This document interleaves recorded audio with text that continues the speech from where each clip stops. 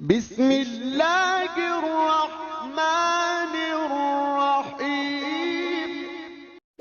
वालेकुम स्टूडेंट्स। आज का हमारा लेक्चर 9th क्लास का है। 9th क्लास के लिए और 1.2 एक्सरसाइज हम इसमें करेंगे। 1.2 एक्सरसाइज करने से पहले हम कुछ मैट्रिसेस की एग्ज़ाम के बारे में पढ़ेंगे, कॉलमों की एग्ज़ाम के बारे में। तो सबसे पहले हम देखेंगे इसकी एग्ज़ाम। पहली एग्ज़ाम किस्म जो है मैट्रिक की वो है जी रॉ मैट्रिक्स। रॉ मैट्रिक्स क्या होता है? रॉ मैट्रिक्स कह लें या कतारी कारक। ऐसा कारक जिसमें सिर्फ एक ही कतार हो उसे कतारी कारक कहते हैं। जस्ट लाइक अगर मेरे पास एक कॉलम है और इसमें एक ही कतार आ रही है, कॉलम चाहे जितने मर्जी आए, कतार एक ही आ रही है, तो इसे आप कतारी कारक का नाम देते हैं। दूसरी जो किस्म है मैट्रिक्स की वो है जी कॉलम मैट्रिक्स, या उर्दू में देखें तो कॉलमी कारक। ऐसा कारक जिसमें सिर्फ और सिर्फ एक ही कॉलम है। लाइक मैं एक कॉलम ऐड करता हूँ जिसमें सिर्फ एक कॉलम है।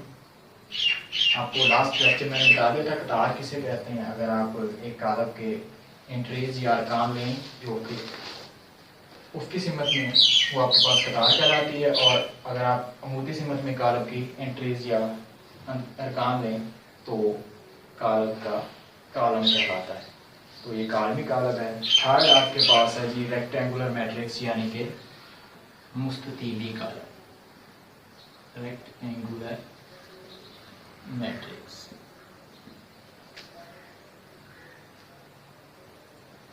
मुस्ततीली कारक। मुस्ततीली कारक में क्या होता है जी? ऐसा कारक, एक बी कारक लेते हैं जरा, जिसमें कतारों की तादाद कॉलमों के बराबर ना हो। मरतबे में जैसे बात करें, आपने मरतबे के बारे में सुना, पढ़ा हुआ है लास्ट में कि मरतबा कैसे लिखते हैं। इसकी दो कतारें, कतारों की तादाद देखें, दो आ रही है। एक कॉलमों की तादाद देखें, कॉलमों की तादाद भी आपके पास यहाँ पे कितनी आ रही है? कॉलम्स 3। लेकिन कतारें कॉलम्स के बराबर नहीं है, दो नहीं बराबर होता 3 के। तो मुस्ततीली कारक ऐसे कारक को ही कहते हैं जिसमें कतारों की तादाद कॉलमों के बराबर ना। फोर्थ जो टाइप है आपके पास मैट्रिक्स की वो है जी स्क्वायर मैट्रिक्स,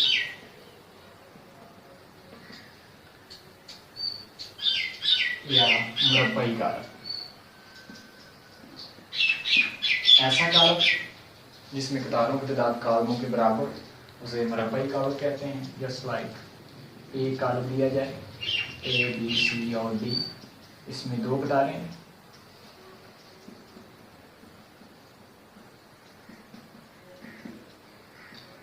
और दो ही कॉलम है।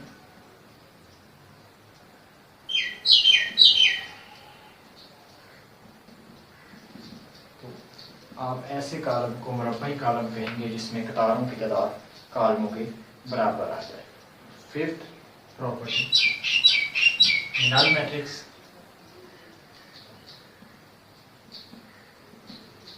या सिफरी कारक। ऐसा कारक जिसमें तमाम अरकान सिफर, चाहे वो मुरब्बई हो, चाहे मुस्ततीली हो, कॉलमी हो या कतारी हो, लेकिन उसमें तमाम अरकान सिफर होने चाहिए, तो ऐसे कारक को नल मैट्रिक्स कहते हैं या सिफरी कारक। सिक्स्थ प्रॉपर्टी या टाइप ऑफ मैट्रिक्स जो है वो है जी ट्रांसपोज मैट्रिक्स।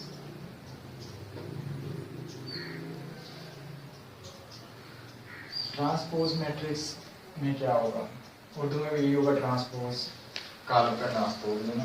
तो कॉलम का ट्रांसपोज कैसे लेंगे? अगर आपके पास एक कॉलम हो ए और ऐसे दिया हो 1 2 3 4 5 6। मैं इसकी डेफिनेशन बता दूं कि ट्रांसपोज कॉलम क्या होता है। अगर आपके पास एक कॉलम हो, चाहे मुरब्बई हो या जो भी हो, मुस्ततीली या कॉलमी कतारी हो, आप उसकी कतारों को कॉलमों में या फिर कॉलमों को कतारों में तब्दील कर दें। कतारों को कॉलमों में या कॉलमों को कतारों में तब्दील कर दें, तो जो नया कॉलम आएगा, जस्ट लाइक मैं फॉर एग्जांपल आपको करके दिखाता हूँ कि ये इसकी कतार है पहली, मैं इसे पहला इसका कॉलम बना दूंगा। सिमिलरली इसकी दूसरी कतार उठाऊंगा तो इसका दूसरा कॉलम बना दूंगा। ये आपके पास ए का ट्रांसपोज। नेक्स्ट अगली हम इसकी किस्म पढ़ेंगे जी मैट्रिक्स की। तो अगली आपके पास जो किस्म है वो है जी नेगेटिव मैट्रिक्स। नेगेटिव मीन मनफी कॉलम।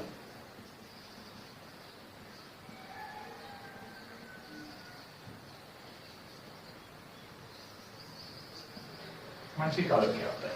एक कॉलम लिया जाए ए -2 3 4 -5, इसके अंदर जो अंदराज हैं या अरकान हैं या एंट्रीज हैं उन्हें आप मनफी में तब्दील कर दें। जैसे लाइक मैं इधर ही कर देता हूँ, इधर मनफी ए लगा दीजिए, मनफी कॉलम चूँकि नेगेटिव मैट्रिक्स में है, इधर मनफी लगाने के बाद आप इसकी तमाम अरकान की अलामतें तब्दील कर दें। तो नया जो कॉलम आपके पास आएगा, ये माइनस था प्लस हो गया, ये प्लस था, इसके साथ कोई अलामत ना प्लस होता है, ये माइनस हो गया, ये प्लस था तो ये भी माइनस हो जाएगा, और ये माइनस है तो ये क्या हो जाएगा जी प्लस हो जाएगा।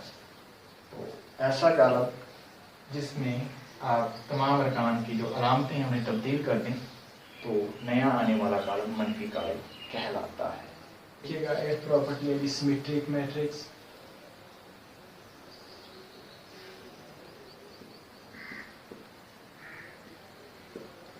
ये आप उर्दू में लिखेंगे symmetric column.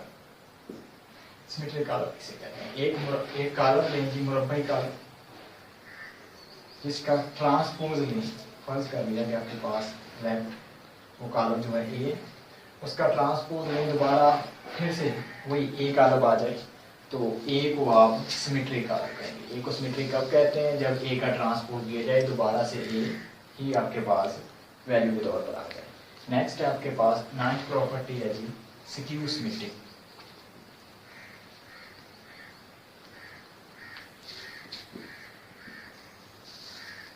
Matrix skew symmetric में क्या होता है? स्क्यू सिमेट्रिक कारक उर्दू में आप इसे लिखते हैं।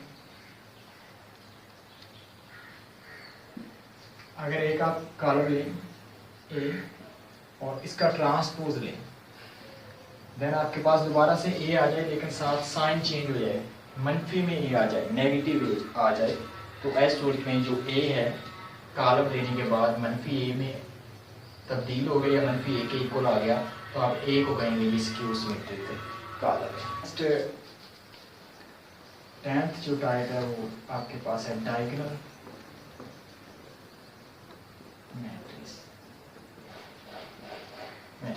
डायगोनल मैट्रिक्स में आप क्या पढ़ेंगे जी? डायगोनल मैट्रिक्स उर्दू में वक्री कॉलम कहते हैं। डायगोनल होने के लिए पहली जो शर्त होगी वो होगा जी स्क्वायर मैट्रिक होना चाहिए। जस्ट उर्दू में मैं लिख देता हूँ मुरब्बई कॉलम। अगर एक मुरब्बई कॉलम लें, अब हमें पता है ये एक मुरब्बई कॉलम है जिसमें कतारों की तादाद कॉलम के बराबर है। पहली शर्त है मुरब्बई कॉलम होना चाहिए। दूसरी शर्त है कि इसके तमाम अरकान सिफर होने चाहिए सिवाय वतर के, मीन के 2 3 0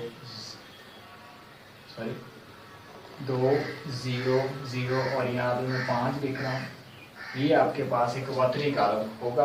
वतरी कॉलम कब होता है? एक मुरब्बई कॉलम दिया जाए जिसके तमाम अरकान सिफर हो सिवाय वतरी कॉलम के, या ऐसे कह लें जिसके वतर में कम अज कम एक रुकन गैर सिफर हो, तो ऐसी सूरत में भी ये आपके पास वतरी कॉलम कहलाएगा। मुरब्बई कॉलम होना चाहिए, फिर उसके वतर में कम से कम एक रुकन गैर सिफर होना चाहिए, बाकी तमाम के तमाम अरकान सिफर हो, तो इसे आप वतरी कॉलम कहते हैं या डायगोनल मैट्रिक्स का नाम देते हैं। 11th प्रॉपर्टी जो आपके पास टाइप है इसकी वो है स्केलर मैट्रिक्स।